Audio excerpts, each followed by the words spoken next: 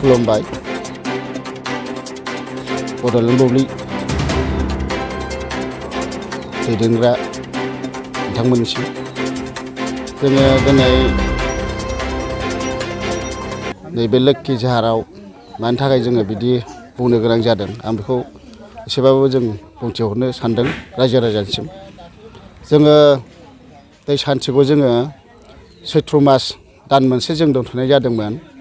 दा बेयाव जोङो एप्रिलनि दिनै 19 थारिख जोङो 19 थारिखनिफ्राय जोङो दै सान्थिखौ जों हरफिननाय जाबाय।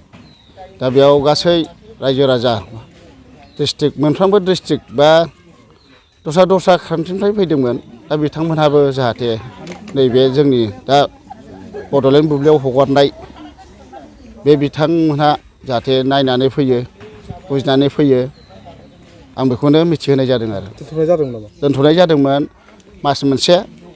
दा मास मोनसेयाव जोङो इसोरफोरा जेनेबा जिरायनो बा दोनथ' होनना बुंदोंमोन बिथांनि आदुमायाव। दा बिथाङा दहाय एसे आवगोलाव बुंलांखाबाय। दा बिनि थाखायनो जोङो मास मोनसे थानानै जोङो दिनै एप्रिलनि 19 थारिखआव जों होफिननाय जाबाय आरो हरनाय जासिगोन। दा जोंनो एसे आवगोलाव हरखांबाय क'क्राझारनि फैदोंमोन। दा बे जोंनि चिरांनिबो फैदोंमोन। ओरैनो जोङो साननैल' बाद जानाय जासिगोन। बिस्थिबार सुनिबारल' जों बाद दोननाय जासिगोन। बिदिनो जोङो रबिबार समबार मंगलबार बुधबार। ओमफ्राय आसामनि अनगायै गुबुन जायगानिफ्राय लांफैदों नामा? लांफैदों। मा जायगा? आगोल बिदिनो जोंना एसे आवगोलाव बेंगलनिफ्राय फैदों आरो गुजरातनिफ्राय फैदों।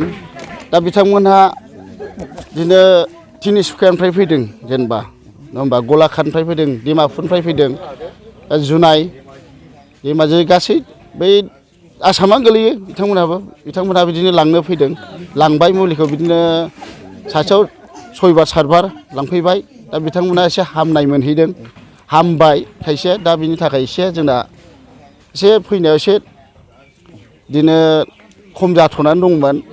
दा बे खम जाथ'नायाव जोङो मास मोनसे सैथ्र मास मोनसेखौ जों दोनथ'नानै नै दिनै जोङो एप्रिल दाननि जोङो 19 थारिखआव बा 19 थारिखनिफ्राय जोङो हरफिननाय जासिगोन।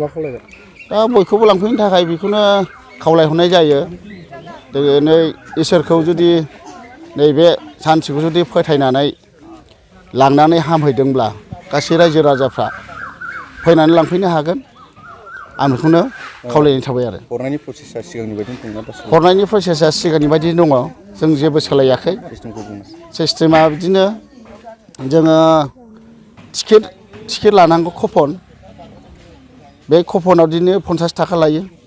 बेखौ बोरै मोननो हागोन गोजाननि मानसिफ्रा?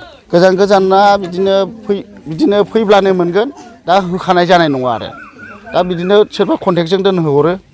सोरबा ओरैबायदि न'खरनि मानसि दं बियो दोनहोयो। जों बेखिनि जायखिया फैबानो मोनो होननानै आं खावलायनाय थादों आरो। नोंथांमोननि मबाइल नाम्बारखौ बुंनो हागोन नामा? मबाइल नाम्बारखौ हरनो हागोन। लानो नाजायो। बिदिनो मबाइल नाम्बारा आङो बे सान्थि कमिटिनि आं आफादगिरि। आंनि मुङा अनिल औवारि। दा आंनि मबाइल नाम्बारा जादों 9101386707। मबाइल नाम्बारा जाबाय 9101386707। बेखिनि आरो आंनि बुंनांगौआ बेखिनियानो। इसोरफोर जिरायनो जायाखैना? इसोरफोर जिरायनो होननायखाय माने बे सैथ्र मासखौ दोनथ'नाय जादोंमोन आरो। दा इंराजिनि 19 थारिखआव दिनै हरफिननाय जाबाय आरो दै सान्थिखौ। सोरबाफोर लांफैनो गोसो दंबा लांफैनो हागोन आरो। दिनैबो मानसि लांफैदों? दिनैबो लांफैदों। लांफैनाया लाखांना थांबाय आरो दा माखासे फैबावगासिनो दं। दा बेखौनो आं मिथिहरनाय जायो आरो रायजो राजानिसिम।